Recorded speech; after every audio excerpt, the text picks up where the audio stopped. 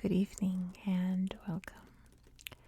Tonight we will be going over the history and geography of Aqaba in Jordan.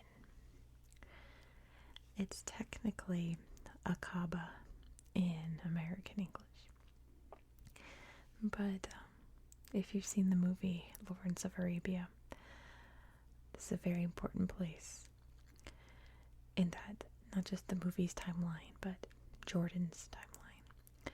And they say Aqaba like a lot, so that's kind of stuck in my head. So we'll just go with Aqaba. Why not? Aqaba is located in southern Jordan and is a very important spot for Jordan because the city here of Aqaba is Jordan's only seaport. You can't see the rest of it up there, but it obviously borders the River Jordan and doesn't touch the Mediterranean. Except it has this coastline right here. It's part of the Red Sea, I suppose. It's the Gulf of Aqaba. The rest of Aqaba, however, is very dry desert. This is, I think, technically part of the Hejaz Desert.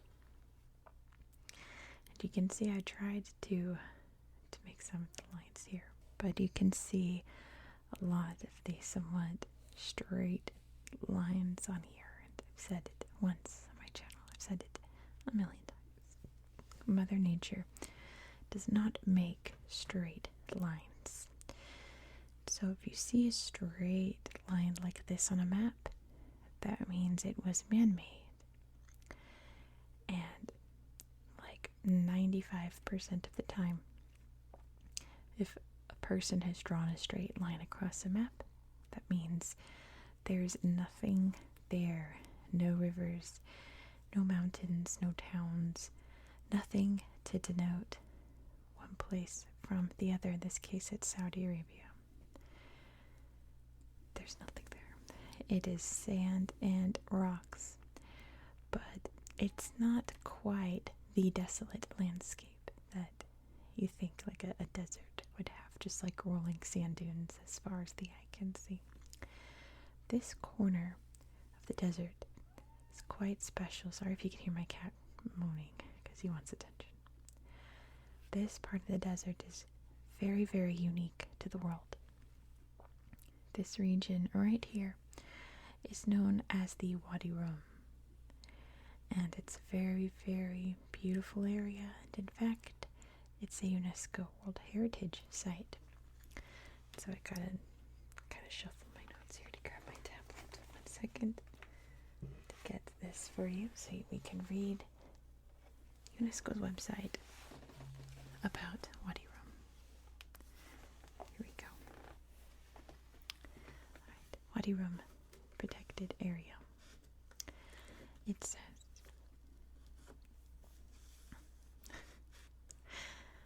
the 74,000 hectare property inscribed as a mixed natural and cultural site is situated in southern Jordan near the border with Saudi Arabia. It features a varied desert landscape consisting of a range of narrow gorges, natural arches, towering cliffs, ramps, massive landslides, and caverns. Petroglyphs, inscriptions, and archaeological remains in the site testify to 12,000 years of human occupation and interaction with the natural environment. The combination of 25,000 rock carvings with 20,000 inscriptions trace the evolution of human thought and the early development of the alphabet. The site illustrates the evolution of pastoral, agricultural, and urban activity in the region. And that aspect of it is very fascinating, right? That there's so much evidence of early human habitation in the desert area here, but I want to show you this desert because it is absolutely stunning. It is so colorful, so bright, and has so many interesting shapes among the rocks. You can see some of the petroglyphs there, and some of this landscape, which is very comparable to Mars. And in fact, if you've seen the film The Martian with Matt Damon, this is where they filmed a lot of the Mars scenes, and actually took a lot of the sand here to take back to their film studio to film other scenes, because it's just a surreal, incredible landscape. We'll look at it more on Google Earth after the history portion. It's something else. Let me reshuffle here. Move this back over so we can talk about the history of this place and why it's so important to Jordanian history, why it was a big part of the Lawrence of Arabia movie. There we go. Okay. I hope that works. So the earliest human habitation of the region here traces back to around 4000 BCE. Very, very ancient time. And from what I can tell, the earliest inhabitants were the Edomites. And they established a town here called Eilat, which would eventually become Eilat, which would eventually become Eila. And the reason we have the name Aqaba is because it comes from the phrase Aqaba Eila, which means the mountain pass of Eila. And you can see just over the border here the town of Eilat in Israel, which we're not going to talk about. This is not the video to talk about it. I'm just going to point out that the settlement here is named after the ancient settlement that's been existing in this little corner of the world for thousands of years. Just know that. We're not going to talk about it, but just know that it's there, okay? It's not. Don't worry about it, okay? We're talking about Jordan today. Nothing else. So the Edomites established the town here. Eventually the Assyrians would take over. The Babylonians would take over them. I think they just kind of absorbed each other. The Achaemenids definitely took over the Babylonians. And Alexander the Great definitely took over the Achaemenids. And introduced Greek culture, Hellenistic culture. And it was kind of sort of around this time that we start getting the Nabatean culture. The Nabateans were, from what I can tell, semi-nomadic, not 100% nomadic, but very nomadic peoples that lived in the desert regions, kind of like around here. Very, very famous for the site Petra, which is just outside the border here. It's in Ma'ab Governorate over there. So sadly, we're not going to talk about Petra today because it's just outside the border to look at. But they did leave many different incredible, like it says, little buildings, little petroglyphs, all kinds of things throughout the desert here to kind of map their way as they traveled. We're going to look at a place in the desert here. It's called Lawrence House because Lawrence of Arabia stayed there, but in fact it was built by the Nabateans during this time period. The Romans would eventually take over the area, taking advantage of the seaport here. And in 629, the Arabs would invade and take over, introducing many different dynasties, caliphates, what have you, like the Umayyads, the Abbasids, the Fatimids. Hello, cat. I know. My sad boy. In 1115, the Crusaders came through and conquered the area. They held it until 1170, when forces controlled, I guess, by Saladin, the great Arab general, reconquered the area for the Muslims. And eventually this area was conquered by the Ottoman Empire.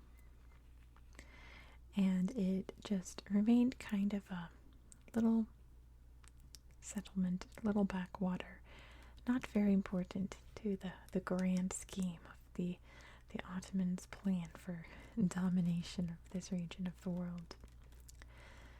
They had bigger fish to fry, so to say. And Aqaba, the town here, just kind of sat in obscurity until 1917. So World War I is in full swing. The Ottomans are fighting against the Allied powers led by Great Britain. Around this time, the United States would enter, but it's neither here nor there. Great Britain is what we're talking about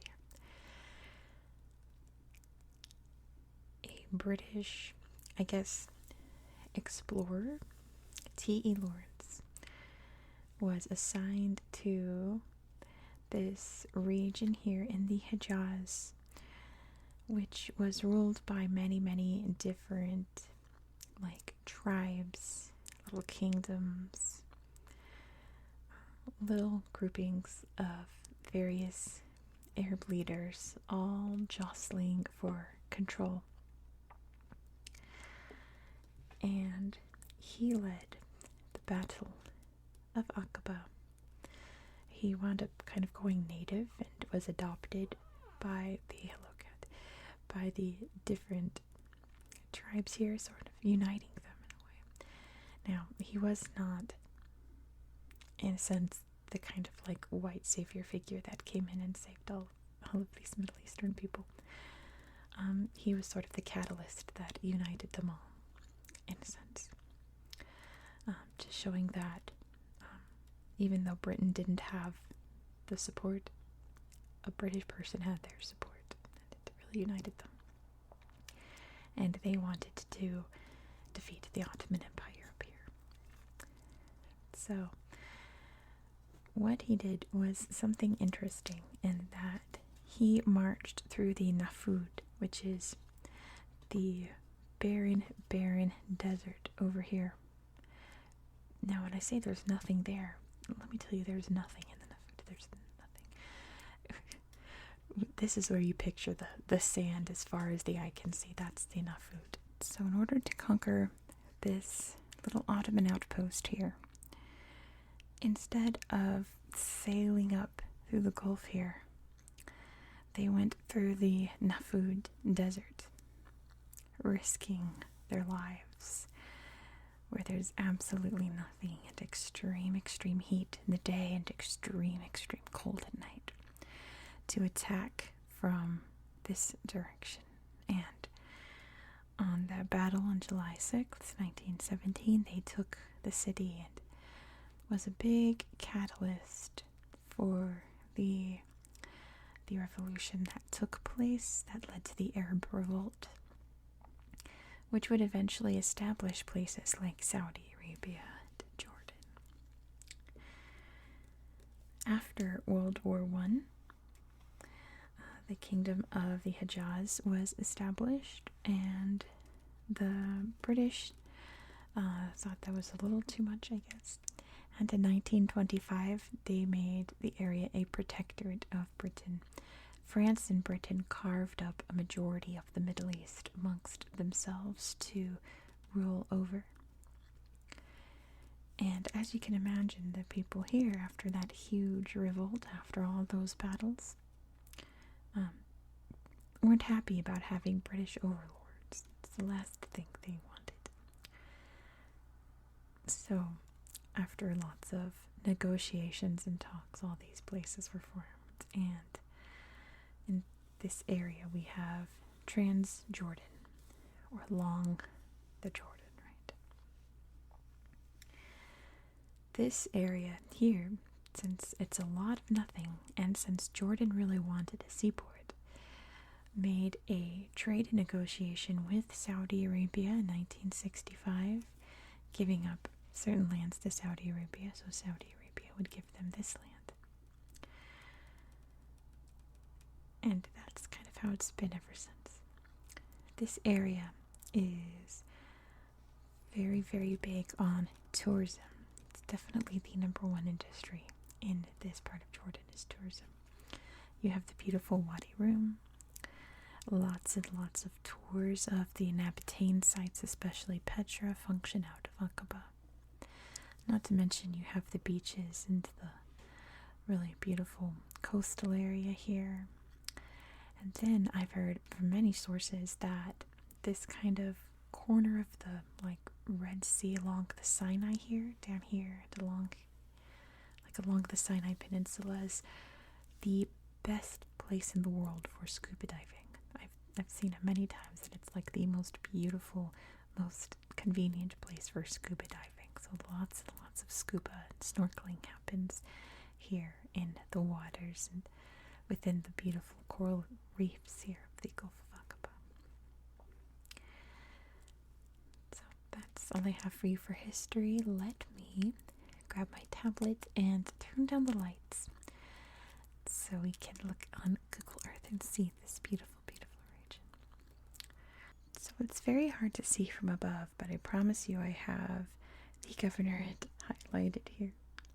It's very hard to see amongst the desert, but I'm going to start zoomed out so you can see exactly where we are in the world if you're not quite sure where Jordan is located. So Jordan is right here, you can see, just in the north of the Arabian Peninsula and just bordering the Levant, very historical region in the Bible, the Quran, all of those religious texts, Hebrew texts, etc., etc.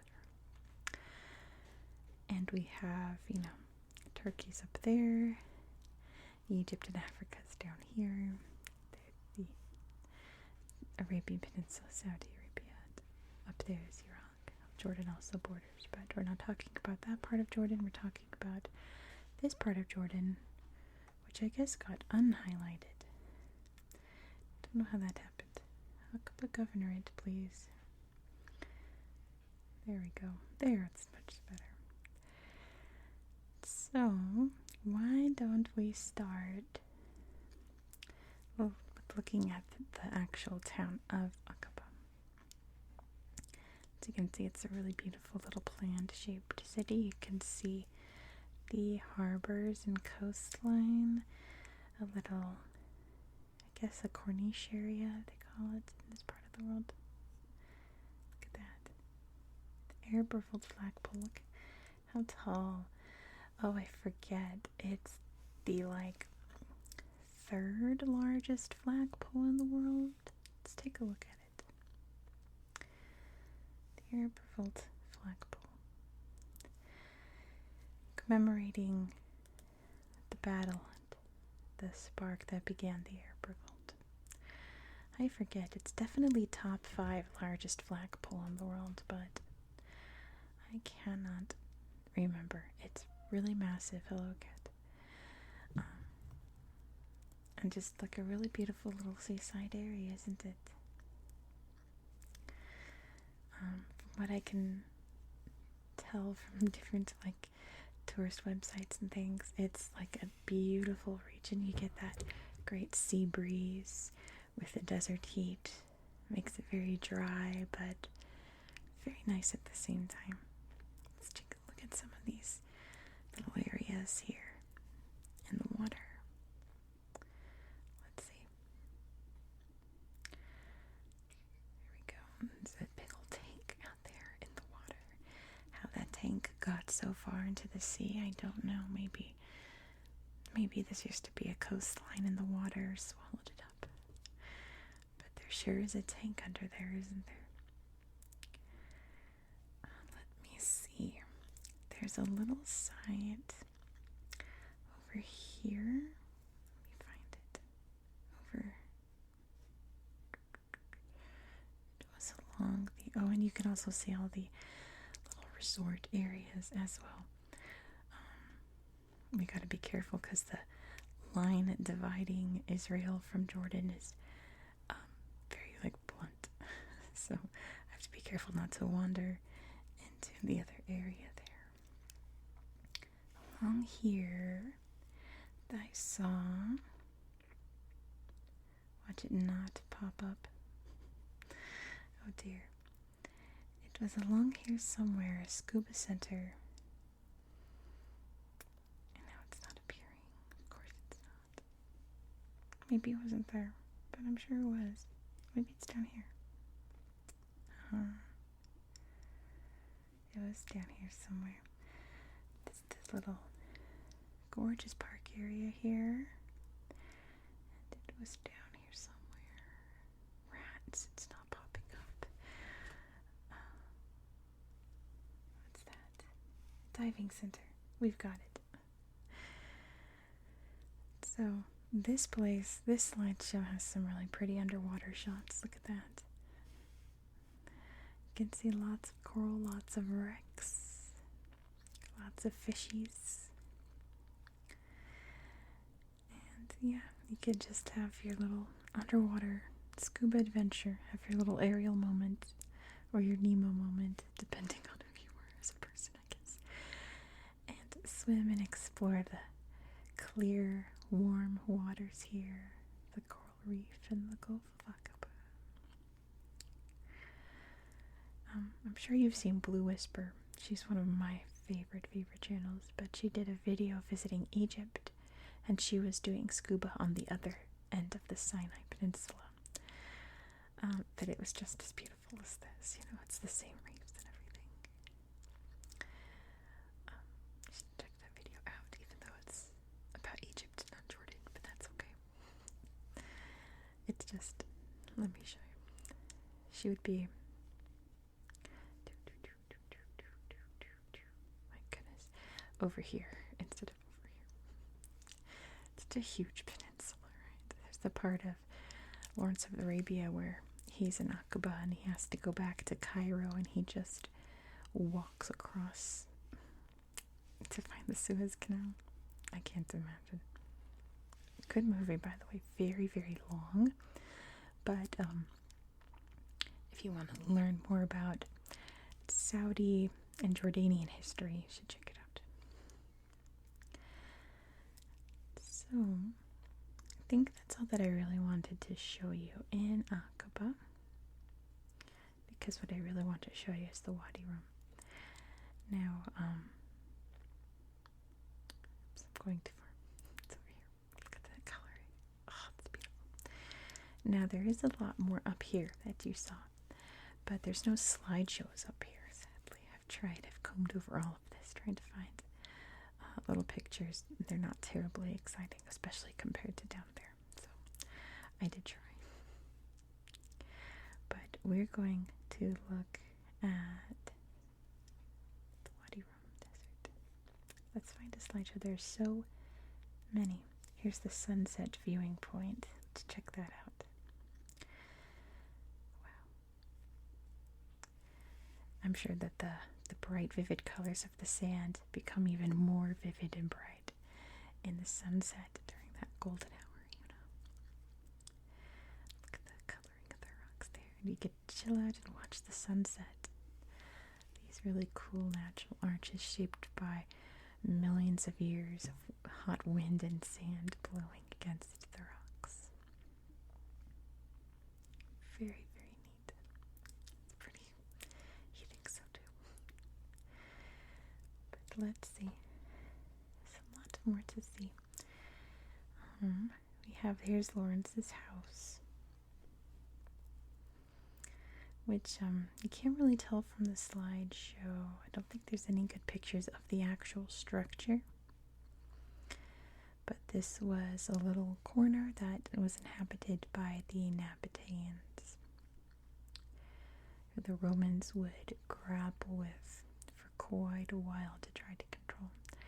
Now, these buildings here are part of, I believe, from what I read, I think it's these buildings, part of the set of The Martian that either they set up to film in or set up to live in while they filmed. And now all of their structures that they built are now little tourist centers where you can safely stay in the desert and pretend you're a Martian out here. Look at this. like all kinds of tours of little friends. I can go on camelback and buggies, carts, all of that. This one's interesting, Mushroom Rock.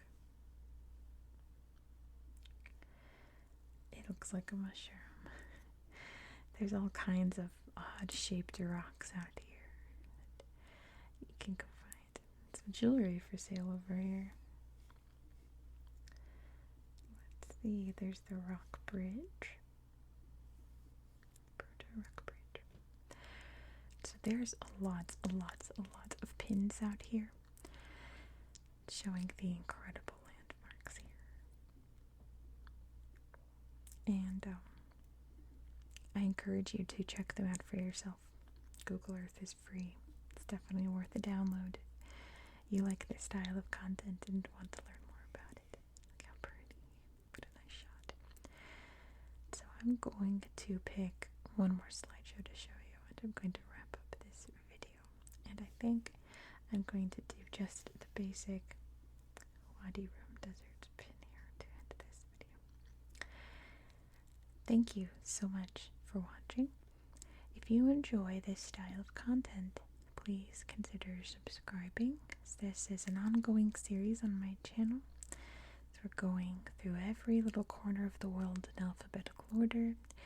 And next, we're going to a country I've not covered yet in this series. We're going to go to Armenia. Now, what's interesting is that when I was prepping, I was going through this part of Armenia and there were hardly any pictures. But before I started filming this, I went back and a whole bunch of places popped up. So we're going to explore them together. Look at this rock here. Neat shape. So be sure to subscribe so you won't miss out. I do hope that you found this video to be relaxing and educational. And I hope that you have a good